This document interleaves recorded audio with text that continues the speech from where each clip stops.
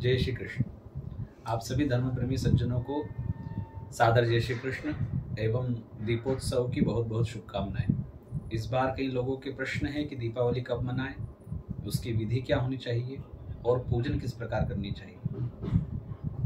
पूर्व में भी हमने एक वीडियो प्रेषित किया था जिससे कई लोग लाभान्वित हुए थे। दीपावली को लेकर इस बार हम आपकी सभी शंकाएं निवारण करने का प्रयास करेंगे और यदि फिर भी आपकी कोई शंका रहे तो आप प्रश्न के साथ में हमें प्रेषित कीजिए। आइए सबसे पहले तो हम दीपावली कब मनाएं इस बात पर चर्चा करें। इस बार दीपावली अमावस्या मंगलवार को सूर्य ग्रहण होने से दीपोत्सव चतुर्दशी में मिली हुई अमावस्या 24 अक्टूबर सोमवार को मनाई जा रही है। संध्याकालीन 5:26 पर अमावस्या प्रारंभ होती है, तो सोमवार को संध्या 5:26 के पश्चात ही घर में लक्ष्मी पूजन करें। इससे पूर्व यदि आपको प्रतिष्ठान में पूजन करनी है, आपकी दुकान, आपके व्यवसाय हेतु, आपके व्यावसायिक उन्नति हेतु यदि अपनी दुकान पर लक्ष्मी पूजन करना है तो इसे आप त्रयोदशी में कीजिए। नरक चतुर्दशी में इस पूजन को नहीं कीजिए, क्योंकि इस चतुर्दशी का नाम क्या है आप सभी को पता है, नरक चतुर्दशी है ना। इसको रूप चौदस भी कहते हैं और नरक चतुर्दशी भी इसका नाम है। इसके अधिष्ठात्र देव है यमराज जी, और रिक्ता तिथि होने से हमको इसमें रिक्त पानी ही रहना पड़ जाएगा। इसलिए आप सोमवार को 24 अक्टूबर को संध्याकालीन 5:26 तक लक्ष्मी जी का पूजन नहीं करें। अपने घर पर आप सोमवार को 5:26 के पश्चात संध्या में लक्ष्मी पूजन करें, अथवा आप त्रयोदशी में धनतेरस में लक्ष्मी पूजन कीजिए। वैसे भी धनतेरस में कुबेर जी का पूजन होता ही है और उनके साथ में लक्ष्मी जी का पूजन होता ही है। त्रयोदशी तिथि पूर्णा तिथि है, जया तिथि है। जया तिथि में किया गया हर कार्य जयी होता है और उसमें पूजन करने वाले व्यक्ति, साधना करने वाले व्यक्ति विजयी होते हैं। इसलिए आप रविवार को 23 अक्टूबर त्रयोदशी के दिन लक्ष्मी पूजन कीजिए, अथवा सोमवार को 24 अक्टूबर संध्याकालीन 5:26 के पश्चात ही शुभ चौघड़िये में, शुभ मुहूर्त में लक्ष्मी पूजन कीजिए। तो यह तो हमने पहले चर्चा कर ली कि दीपावली कब मनाएं।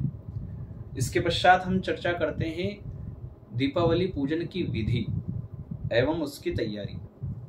सर्वप्रथम तैयारी के लिए आप धनतेरस में यदि आप लक्ष्मी पूजन कर रहे हैं, अथवा आप सोमवार को लक्ष्मी पूजन कर रहे हैं, तो आप सुबह के शुभ मुहूर्त में गोबर और गोमूत्र से पूजन के स्थान को लेपन कर दीजिए और वहाँ कंकु के द्वारा घर की लक्ष्मी के द्वारा, अर्थात घर में जो आपकी बहू है, पत्नी है, उनके हाथों से स्वस्तिक का चिन्ह बनवाइए। उसके ऊपर पान रखकर उस पर अक्षत रख दीजिए जो कि लक्ष्मी जी का स्थान है। उसके ऊपर वह पाटा स्थापित कीजिए जिसमें आप लक्ष्मी जी को बिठाने वाले। उस पाटे के दोनों तरफ दीप प्रज्वलित करना है सुबह के ही समय में। ध्यान रहे हमारे उल्टे हाथ की तरफ तेल का दीपक होना चाहिए और हमारे सीधे हाथ की तरफ घी का दीपक होना चाहिए।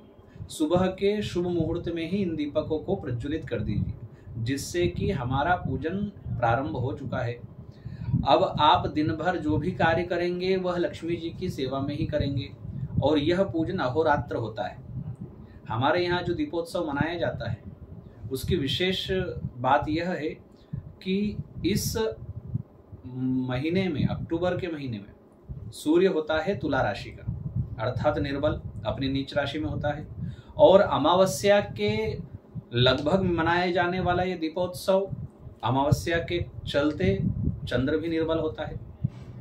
चंद्र का हमारे मन से संबंध है और सूर्य का हमारी बुद्धि से संबंध है। जब इस शरीर में बुद्धि और मन दोनों ही निर्बल हो जाएंगे तब हम प्रगति के पथ पर कैसे आगे बढ़ पाएंगे। इसलिए हमारे ऋषि मुनियों ने इस परंपरा को प्रारंभ किया है कि जब सूर्य भी निर्बल है, चंद्र भी निर्बल है, तो आप दीपोत्सव मना करके अपने आप को सबल कीजिए। इस हेतु हम अपने ऋषि मुनियों का जितना धन्यवाद करें उतना कम है। हम उनके कृतज्ञ हैं, उनके ऋणी हैं। और त्रयोदशी, चतुर्दशी, अमावस्या, इसके पश्चात प्रतिपदा जिस दिन हम गोवर्धन पूजन करते हैं, और भाई दूज, 5 दिन का यह दीपोत्सव है, 5 दिन का यह त्योहार है। इसके मध्य वाले दिन में भगवान माँ लक्ष्मी जी का पूजन अर्चन होता है। इस पूजन की विधि में हमको घर की सफाई करने वाली झाड़ू का भी पूजन करना चाहिए, दीपकों का भी पूजन करना चाहिए। एक दीपक कभी किसी देवता को नहीं लगता है, और तेल का दीपक केवल ग्रहों के ही निमित्त है। किसी भी भगवान के लिए घी का ही दीपक जलाया जाना चाहिए। इसमें हमको कलश का पूजन करना चाहिए। गेहूं के द्वारा षोडश मातृका बनाकर उस पर कुलदेवी का पूजन करना चाहिए। चावल के द्वारा नवग्रह बना करके हमें वहां नवग्रहों का पूजन करना चाहिए। दिक्पालों को नमस्कार करना चाहिए, सूर्य भगवान को अर्घ्य प्रदान करना चाहिए, और गणेश जी के साथ में लक्ष्मी जी का पूजन करना चाहिए। एक बात का सदैव ध्यान रखें कि लक्ष्मी पूजन में केवल लक्ष्मी जी का पूजन ना हो, इससे पूर्व भगवान श्री नारायण का, अर्थात आपके घर में जो बालमुकुंजी हैं, आपके घर में जो लड्डू गोपाल हैं, उनका पूजन अवश्य करें। यदि आप केवल लक्ष्मी जी का पूजन करेंगे तो वह उल्लू पर बैठकर आती है और हमको उल्लू बनाकर जाती है। और यदि आप नारायण के साथ में पूजन करेंगे तो वह लक्ष्मी जी नारायण के साथ गरुड़ पर बैठकर आती है, जो आपको धन वैभव से संपन्न करती है। इस दिन हमें अन्न का भी पूजन करना चाहिए, और अन्न में ज्वार का ही पूजन विशेष बताया गया है।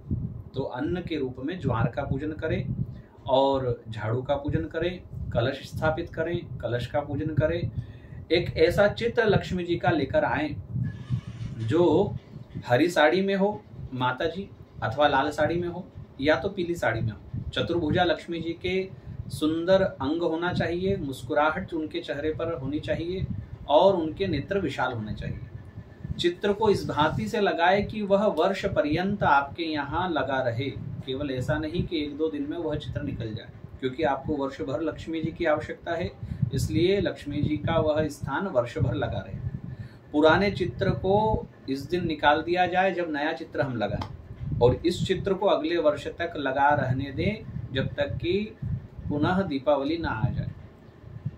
कुछ भी धन संचय अवश्य करना चाहिए। धन लक्ष्मी का भी यहाँ पूजन है। धन लक्ष्मी में आता है आपके घर की चांदी, आपके घर का स्वर्ण सोना, और आपके घर का रुपया पैसा।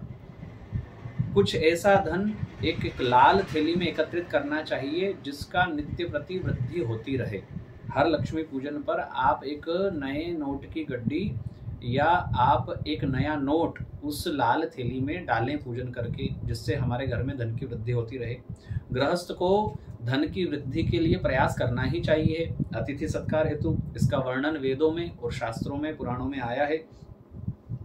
इस दिन कौन सा पाठ करें, ऐसा प्रश्न हमारे सामने आया है। तो श्री सूक्त का पाठ अथवा महालक्ष्मष्टकम का पाठ, और अगर आपको ये पाठ नहीं आते हैं तो आप ओम महालक्ष्मी च विद्महे विष्णु पत्नी च धीमहि तन्नो लक्ष्मी प्रचोदयात्, इस मंत्र का जाप कर सकते हैं। इतना भी ना कर पाए तो ओम महालक्ष्मी नमः, इस मंत्र का जप के साथ में हम पूजन करें।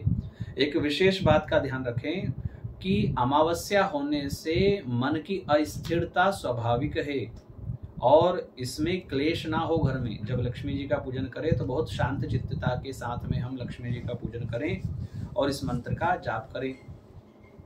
माता जी के किसी भी स्वरूप को हवन बहुत प्रिय है।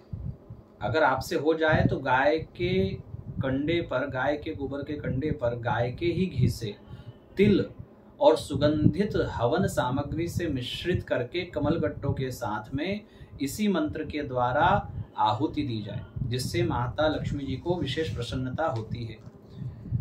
अब हम चर्चा करें कि जो 25 तारीख को मंगलवार के दिन सूर्य ग्रहण है, इसमें विशेष रूप से क्या करना चाहिए। इसमें आप किसी देव प्रतिमा को स्पर्श नहीं कर सकते, किसी पूजन सामग्री को स्पर्श नहीं कर सकते, किंतु आप मंत्र जप एवं आपको जो पाठ याद है वह अवश्य कर सकते हैं। इस अमावस्या पर जो सूर्य ग्रहण है, इसमें यदि आप किसी प्रकार का मंत्र जाप या पाठ करते हैं तो उसका अनंत गुना फल प्राप्त आपको होगा।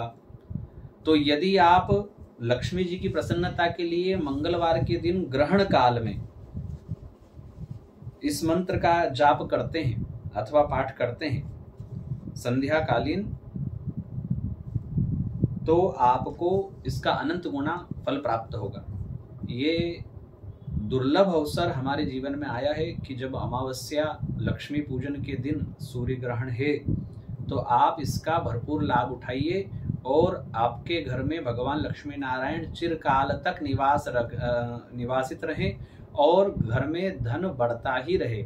इस हेतु मंगलवार के दिन आया हुआ सूर्य ग्रहण का भरपूर लाभ उठाइए। इसी के साथ आप सभी को दीपावली की बहुत बहुत शुभकामनाएं। सादर जय श्री कृष्ण।